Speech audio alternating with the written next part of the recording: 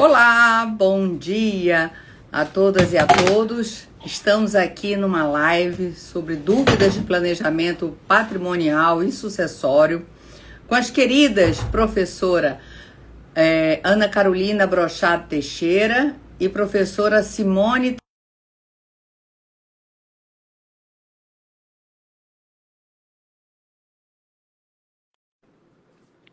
que já solicitou, eu já respondi.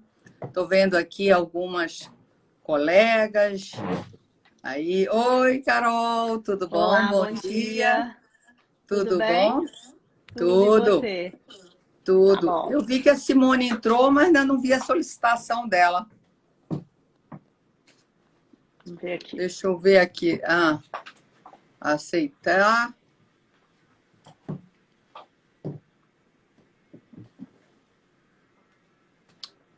Deixa eu acender mais a luz Simone, aqui, deu peraí. certo aí? Deu. Simone, bom dia, tudo bom? Bom dia, Dani. Como é que vocês estão? Então, Tudo animadas, bem. né? Começando o ano com uma live com vocês. É tudo de bom que a gente precisa para dar aquele gás, Isso né? aí. Primeiro, agradecer a disponibilidade de vocês nesse projeto, gente, que nós estamos aqui de planejamento patrimonial sucessório. Cada vez mais a gente tem visto a demanda, matérias recentes em jornais de publicação nacional, falando o tanto que o planejamento sucessório, né, cresceu. Então, nós estamos aqui para isso, né, para conversar com vocês, tirar dúvidas, e eu dou a palavra para vocês darem aí um bom dia para o pessoal, e eu já, em seguida, já meto a primeira pergunta aí que tem. Que é isso, Simone? Hã? Vai, amore. Então tá. Bom dia, gente. Um prazer estar aqui hoje, né? A gente vai inaugurar aí esse quadro, vamos chamar assim, né, Dani e Simone? Dúvidas PPS, toda quinta-feira, 11 horas. Então vai ser aí um prazer a gente estar junto, né? E solucionando a Simone está deixando o filtro. Solucionando as dúvidas e sempre ser um espaço de reflexão e provocação. Bom dia, pessoal. Estou muito feliz aí quem nos assiste, quem está assistindo agora, quem vai assistir depois, como vocês estão. Hoje é um dia muito feliz para a gente, né? A gente começa já assim inaugurando esse projeto e com uma notícia tão boa do STF. Então, como a gente tem um compromisso dessa Isso. atualização, né, gente? A gente já inaugura comemorando que o STF decidiu que é inconstitucional a cobrança do imposto de renda sobre a pensão alimentícia. A professora Ana Carolina Brochado Teixeira, ela já fez o post sobre isso, já explicou direitinho como é que funciona. A gente vai postar, a Dani também vai postar, eu também vou. Mas se alguém tem alguma dúvida de como é que estava, a Carol já colocou lá. Então a gente já está comemorando. Isso mesmo, Isso estamos é mesmo. muito importante, né?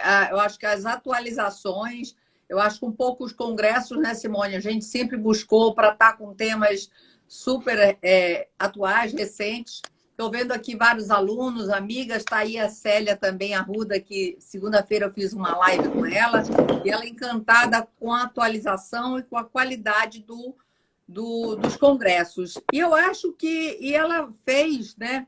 E também veio uma pergunta aqui no direct para a gente, que é isso, o advogado hoje tem perguntas tanto de pessoas recém-formadas que estão querendo especializar nessa nova área, nesse nicho que tem de planejamento patrimonial e sucessório.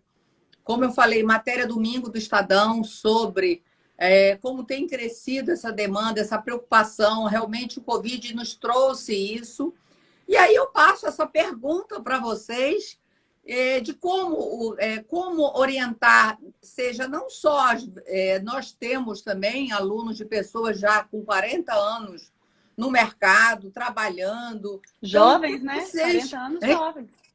40 anos 40 jovens, anos né? de carreira, né? É super Ah, jovem. A gente jovens está todo também. mundo começando, né?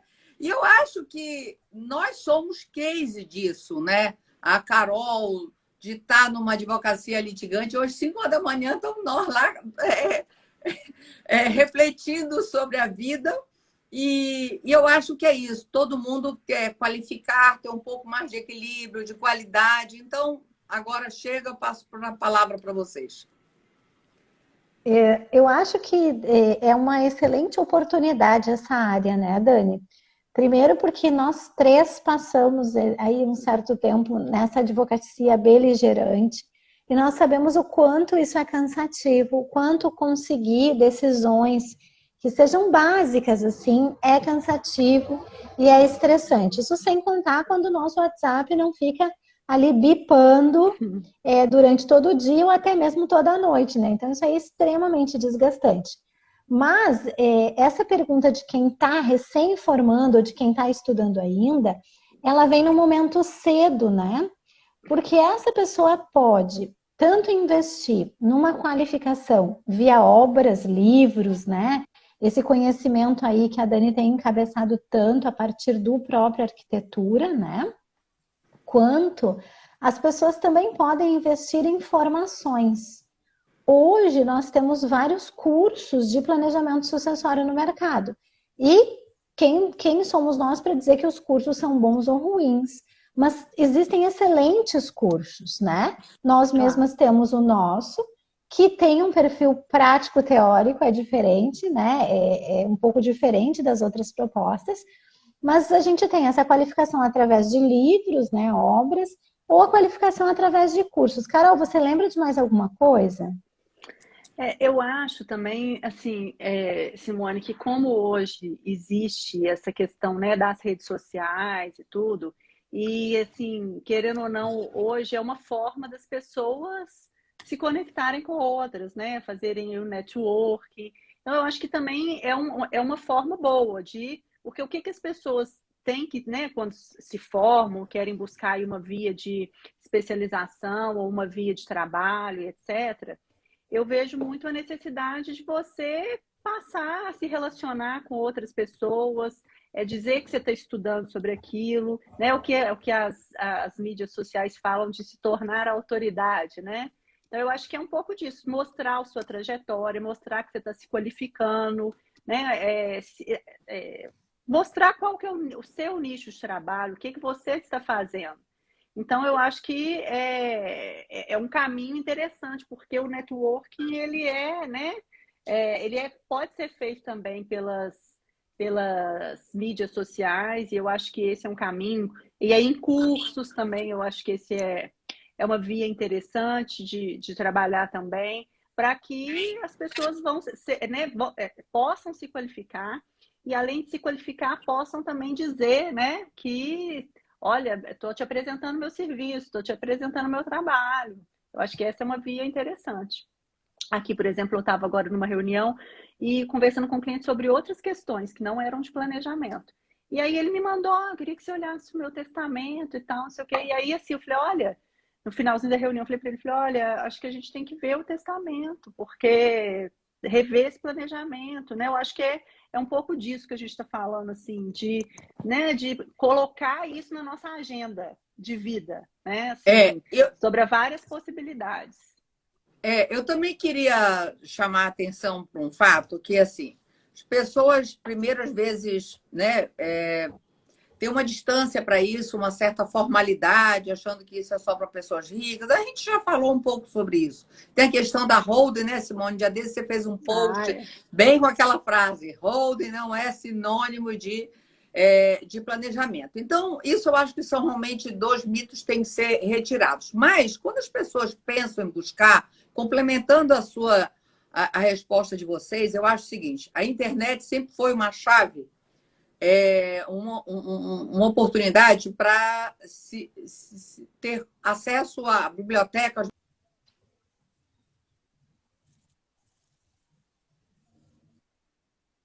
Muita porcaria nisso. Então, eu acho que a forma de você selecionar muito também, eu estou falando isso de uma forma muito primária para as pessoas, é consultar o Lattes. Se tem um artigo na internet, a disponibilidade, como é que é, quem é a formação desse professor, quem não é, para você fazer já uma seleção. Qual é a vida acadêmica desse professor, qual é o currículo dele no sentido de trabalhar, de experiência. Então, isso eu acho que é muito importante para se selecionar. E quando a gente vê uma área das que mais cresce na advocacia, ser busca por qualificar-se, por se especializar, lembrar que o planejamento patrimonial sucessório tem a interdisciplinariedade por característica. Então, muitas vezes a gente só associa a questão de sucessão, mas a coisa é muito mais interligada, é muito mais, vamos dizer assim, na hora de constituir uma empresa, né, Simone? Você tem que já estar pensando em questões, você vai aplicar no fundo. Eu tenho, isso assim, eu estou falando de atos que quando a pessoa fala, não estou nesse momento, a todo momento tem circunstâncias que você já pode estar fazendo essa organização, né? Então, por isso que a informação é muito importante para a sociedade mudar essa forma de pensar, para exercermos mais a nossa sucessão testamentária, porque a gente não vai falar a questão da legítima, todo mundo sabe, nós temos esse posicionamento de crítica, mas antes que mude, altere a lei, alguma coisa, vamos exercer a nossa autonomia. E a nossa autonomia através da sucessão e de uma organização que é fundamental. E a qualificação da informação, né? Isso, eu acho que essas coisas que são importantes, né? Primeiro é a qualificação da informação.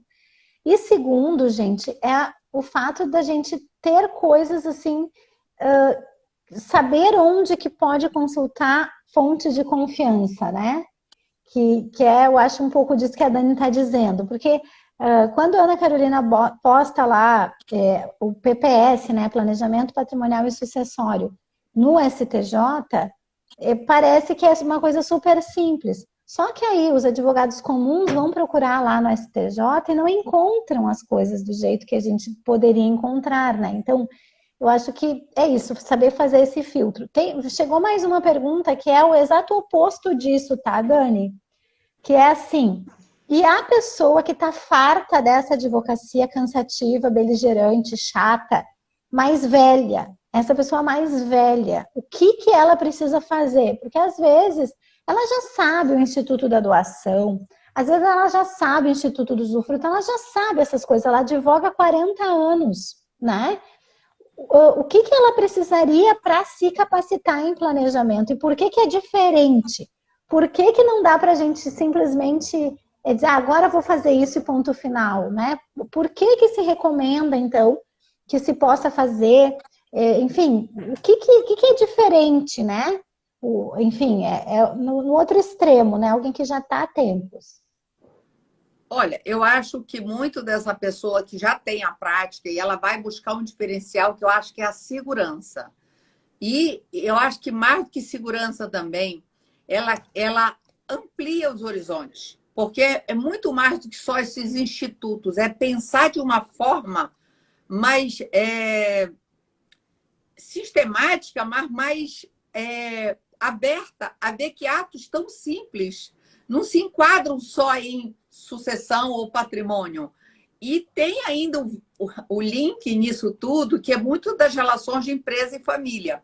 Então, eu percebo através, né, de quando vem buscar não só um material que está ali, um livro que qualquer pessoa pode ir lá e comprar, mas essa, vamos supor, é a tradução do que a gente traz já através de posts, de cursos, de congressos, de aulas, que dão vai dar a segurança, e eu acho que isso atinge aos dois âmbitos, tanto do recém, que quer saber um passo a passo, como começar, como é que eu faço numa primeira consulta, como é que eu cobro, né?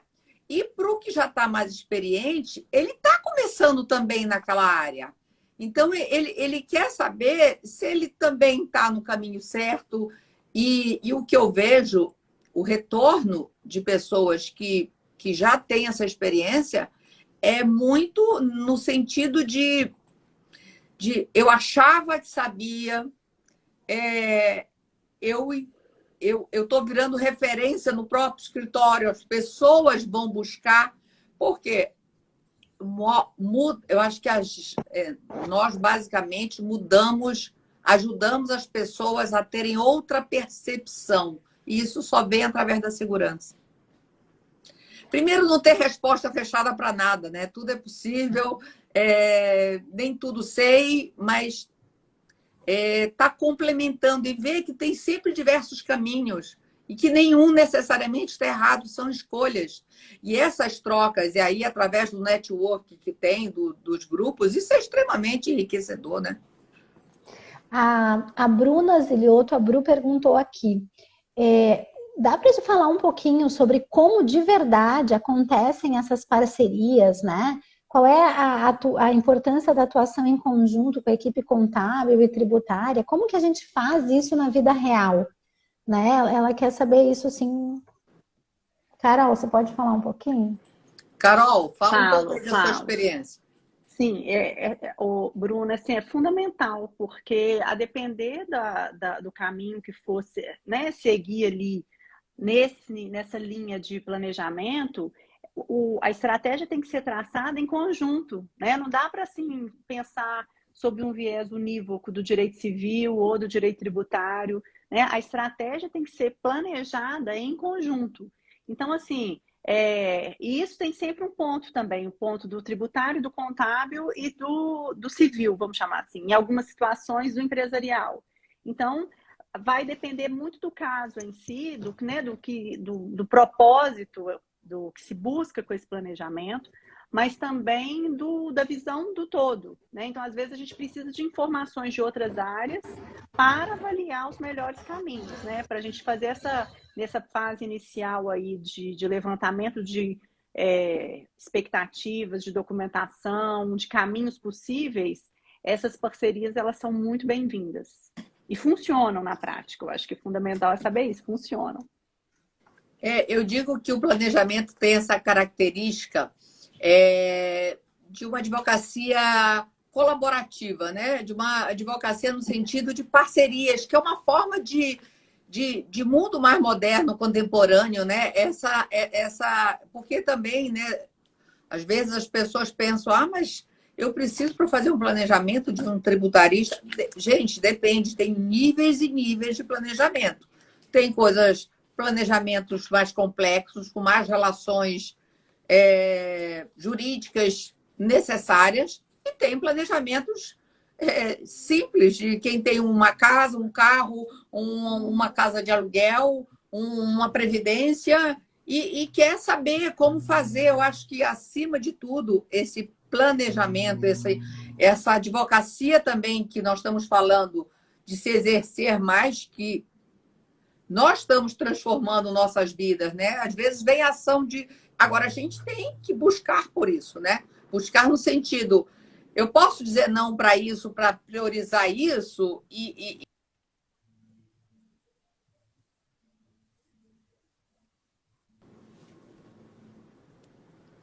Travou? Voltou? Não. Voltou. Então, assim, nem todos os planejamentos precisam, mas quando ela é necessária. E muitas vezes as pessoas perguntam, né, Simone, também, como cobra isso? A partes? Nunca você precifica um parceiro, né? Cada equipe tem uma estrutura, às vezes nem todos os escritórios têm todos esses departamentos, então por isso que também a gente incentiva muito essas parcerias, porque é colaboração, né? Todo mundo precisa cooperar para trazer o melhor para o seu cliente, né? Eu acho que tem... Oi, travei? Assim, posso resumir nos 3 modos de fazer essas parcerias, para as pessoas saberem concretamente. Ou você já antecipadamente acerta com as pessoas como que isso que vai acontecer, e aí você tem lá o advogado tal, e aí você faz isso de modo antecipado, né? E aí você já sabe o quanto que a sua equipe toda vai fazer vai funcionar, então você faz isso antes. Então, na primeira reunião com o cliente, antes de você passar o orçamento, você já sabe quanto que a sua equipe toda cobra. E já passa esse orçamento ali com isso. O segundo jeito é você avisar o cliente que será necessária a contratação de um outro profissional. E diz que você só trabalha com estes. Esse. Então, você avisa para o cliente que você só trabalha com essas pessoas. E o outro jeito é receber o que o cliente tem. Por exemplo, contadores. Às vezes eles querem que a gente use o contador da empresa. E tudo bem. Posso dizer por experiência própria. É frequente, né?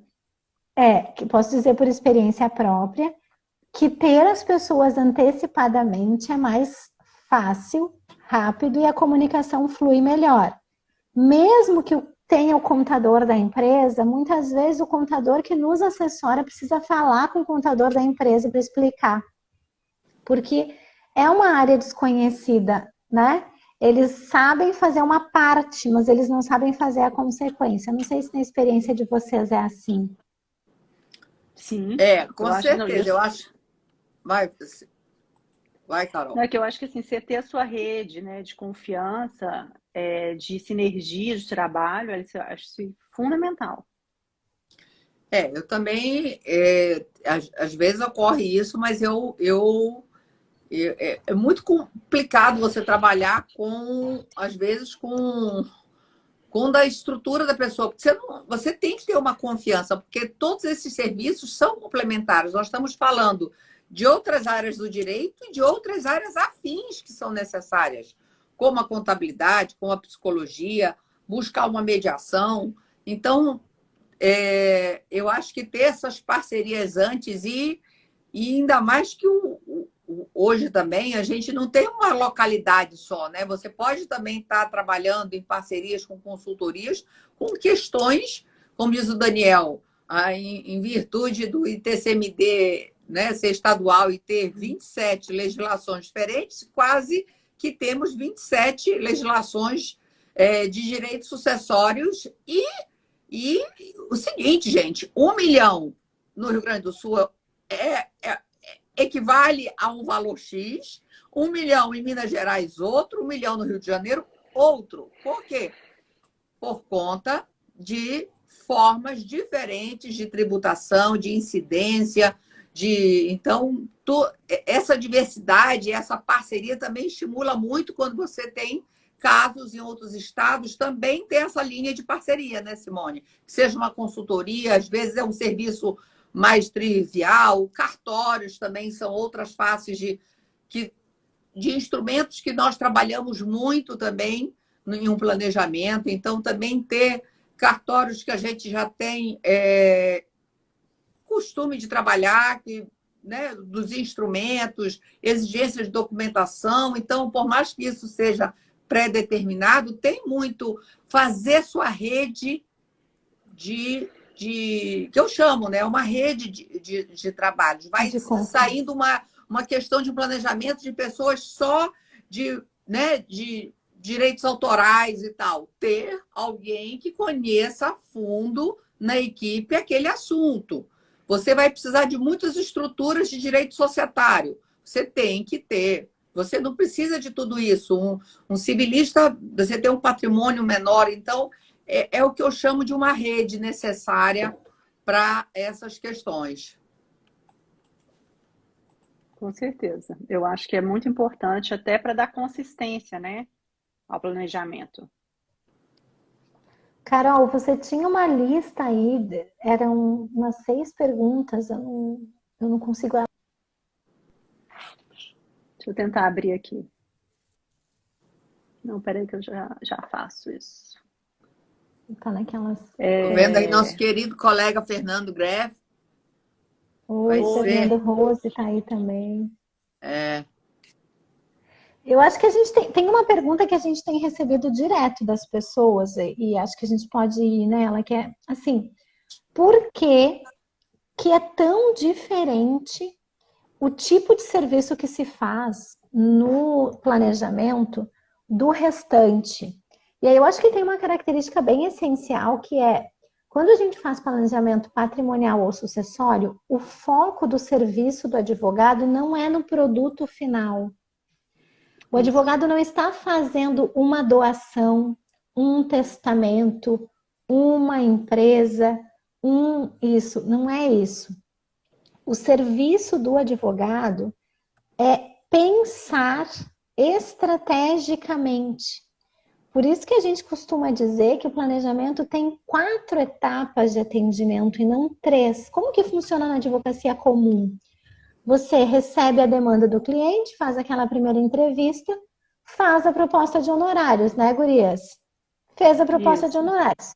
Quando o cliente aceita e faz o pagamento, você começa a trabalhar. Então, fez a primeira, fez a proposta, foi contratado. Depois do contrato, você começa a fazer as coisas todas e no final a gente vai ter uma ação de guarda, uma ação de alimentos, uma ação de mudança de regime de bens, uma ação de algo. Então, são 3 fases. Você tem ali a primeira fase, que é a fase da entrevista inicial, a segunda fase, que é uma fase de contratação, vamos chamar assim, uma fase de fazer o serviço. E isso é diferente no planejamento, porque o planejamento tem 4 fases. Uma fase que vai ser bem parecida a essa inicial, a Dani costuma dizer que é para ter dimensão do tamanho da bronca, né, Dani? Porque se você vai gastar, você já vai ver documentação, você já está gastando seu tempo. Você já tem que precificar isso antes. Então, colher e, às vezes, necessariamente, você não consegue só numa consulta inicial as informações, é impossível. Então, por isso, da necessidade de se trabalhar também, seja através de checklists, de uns formulários completos, que é como a gente adota para podermos dimensionar, porque muitas pessoas perguntam, essa dúvida a gente percebe como eu consigo precificar, né? Agora, Simone, a sua análise, quando eu digo que aquele aluno, seja um novato ou que está há 40 anos e que está entrando, o que ele quer e o que é o diferencial que a gente consegue através de um plano.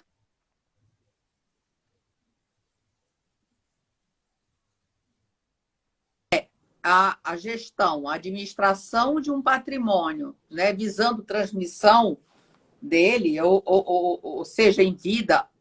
E lembrando, o planejamento é feito em vida, gente. E quanto mais cedo, outra coisa, quando eu começo meu planejamento? Está na hora no momento que você pensou sobre o assunto, né? É que nem quando que eu começo a investir. Hoje? É o dia... Então, é quando você pensa nessas questões. E aí, essa forma vai ter diversas estratégias, vai ter vários caminhos, sempre com vantagens e desvantagens. Aqui eu tenho menor custo, eu tenho tais vantagens e desvantagens aqui, porque o planejamento é aquele cobertor curto. Você puxa de um lado, e aí, dentro da vontade daquele titular, dentro do que se... Então, esse planejamento é buscar essas estratégias, é isso. Necessariamente, não é só fazer um testamento, como você falou, uma doação, ou uma partilha de vida, não, é pensar num todo. E por isso que atos tão simples, e no momento que você já pensa dentro dessa forma, você vai vendo que simples atos da constituição de uma empresa, eu já tenho de uma aplicação, num todo, que você pode ir encaixando e vendo, né? Então, eu acho que quanto mais cedo tiver uma consulta bem orientada sobre isso, e você vai fazendo em etapas, vai realizando, mas dentro dessas estratégias, do que você vai buscar, com certeza. Mas no mínimo 4, né, Dani? Isso que é importante, porque aí a primeira, gente, é uma primeira ali rapidinha. A segunda, gente, já é análise de documentos. E isso já é trabalho. É bem importante que a gente tenha em mente que já é trabalho, sabe? Essa segunda etapa. Ah, mas aí a pessoa não vai ou vai. Não importa, gente. A gente é que nem relógio. Se não tem pilha, não trabalha. Aí a terceira fase não é a fase de mandar os honorários para ser contratado ou não, né, Carol? Que nem a gente faz na advocacia normal. A terceira fase, gente, é uma fase de comprometimento das pessoas com esse plano. E aqui você pode apresentar a estrutura do plano ou não, né? Mas você tem uma fase de dizer, ó, eu encontrei algumas alternativas para a gente. E só na quarta fase que você vai emprestar ou entregar esse seu parecer técnico das possibilidades. Por que que essa fase do comprometimento é importante, gente? Porque se elabora um documento ali, ou um protocolo familiar, ou um termo de proposta para que todas as pessoas envolvidas nisso, elas possam estar conjuntamente. Depois, gente, dessas 4 fases é que vem a fase de fazer as coisas, que vem a fase de fazer a tal da doação, que vem a fase do testamento. E aí a Ana Carolina costuma dizer, tem toda uma outra fase prévia, né, Carol? Sim, com certeza, porque assim, essa fase do levantamento, essa fase que você falou muito bem do levantamento, ela é uma fase muito importante que é trabalho, e depois é a fase da execução, que é o trabalho, né? Porque inclusive a pessoa pode fazer com outro profissional, se for o caso. Mas isso tudo é trabalho, né? Que precisa ser precificado, isso é bem importante. E também interessante que eu acho assim, essa questão que muitas vezes as pessoas, nós precisamos às vezes regular a situação das pessoas, porque a primeira etapa do planejamento, dentro da fórmula que se tem, se é a etapa, é qualificar a pessoa. E muitas vezes a pessoa está numa relação que é união estável, é um namoro, né, tem efeitos da decisão sem efeitos retroativos. Então, a gente também tem que organizar as qualificações, às vezes, de um filho, ou às vezes, mas eu tenho um filho que eu ainda não reconheci. Então, assim, mas que sabe que se você começar, senão você vai ser um caso igual o da Gasté, né? Que você fez toda uma estratégia, todo pronto, e não reconheceu 2 filhos, no inventário entraram com ação e de reconhecimento. Então, também ajustar essa qualificação das pessoas para termos o quê? Segurança jurídica. Então, tem uma pergunta. Exatamente. Tem uma pergunta da Cibele. Vamos aí. A Cibele perguntou assim, vocês têm sentido resistência das pessoas em falar sobre isso? E aí eu vou completar. Ou tem alguma estratégia inteligente para abordar esse assunto, né? A gente sente o preconceito ou tem estratégia inteligente? É isso aí. Eu acho que tem tem a resistência, né? As pessoas às vezes até se interessam, não se assustam um pouco da complexidade, porque acham que é coisa mais simples, ou então que quer só transformar em holding. Então, assim, o cliente já chega, eu quero constituir. E aí você tem que ter estratégias, né, Simone? De botar isso em números, de estar... E aí, agora, as pessoas têm essa dificuldade, só que a gente tem que desmistificar que falar de planejamento, ao você fazer um planejamento patrimonial, você está tendo que ver efeitos sucessórios, mas eu falo, você não é a morte, não é o fim. Até porque também a gente vê receios numa administração de empresas, Simone, que às vezes as pessoas têm dificuldade de passar o bastão para a geração seguinte. Então, não é só a morte em si, o problema não é a morte, o fim. E isso não é cultural, mas nós estamos aqui para isso, né? Guria, se vocês tivessem que fazer uma lista de 4 coisas ou 3 coisas que são inteligentes para abordar esse tema, para contribuir com as pessoas, coisas inteligentes, assim, para a gente abordar o tema. Como que seria? Onde que seria? Eu acho mostrar os isso, problemas, né? que podem gerar, se não se organizar. Eu acho que também mostrar custos, pelo menos. Então, assim, problemas que eu falo jurídicos, de situações não organizadas, como a gente vê, é o que a gente só vê, né? ter que fazer, às vezes, alterações de regimes. Então, assim, ver o problema, dar a real situação, aí vem através de um conhecimento jurídico, técnico, que a pessoa tem que chegar em você, né? Com um problema. Eu acho que custos, avaliar quando se acha que planejamento é caro, não é caro, é um investimento. E se prova para o cliente que se ele não for por esse caminho, né, de não tentar essa prevenção, essa organização, ele vai... são custos inerentes que vão surgir se ele tiver patrimônio. A questão é quando. E aí, é outra coisa interessante no planejamento. Você determinar, você poder ter a escolha. Então, aí eu já estou falando 3. Você determinar a escolha, custos e consequências jurídicas, né? De problemas que aquilo, se não for. Aí, a quarta aí eu deixo para a Carol. Quarta, quinta, sexta, Carol. Jeito inteligente. Não, porque eu acho assim, a gente tem que... Qual que é a barreira, né, que a gente está lidando? Morte, né? A dificuldade de tratar a morte. Eu acho que é uma barreira cultural, uma barreira emocional, né?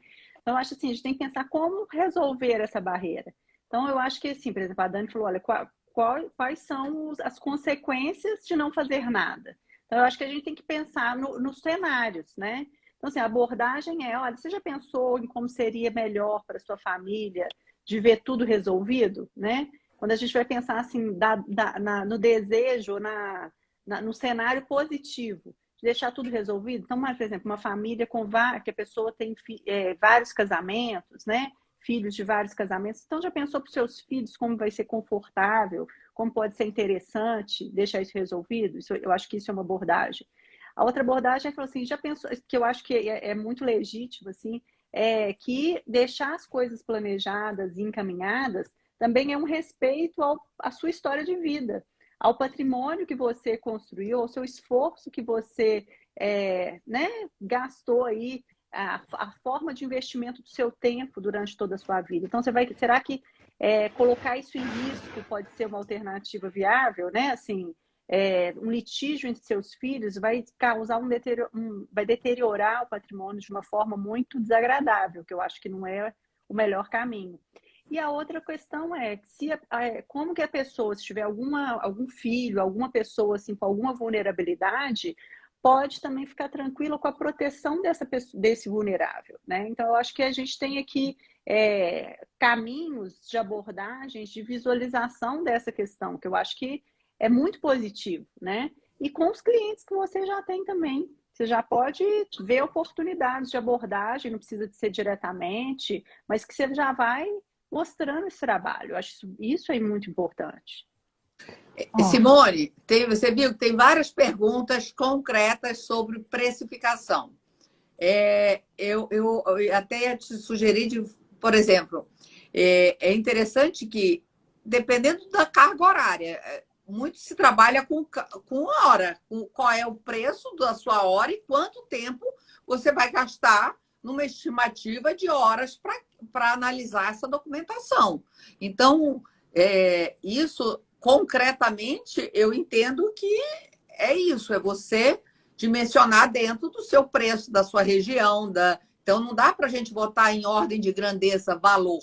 Agora, dentro desse temor também de custo, de você provar, se você tem patrimônio, ou você vai fazer isso pós-morte ou pós-vida, e você pode dividir esses custos.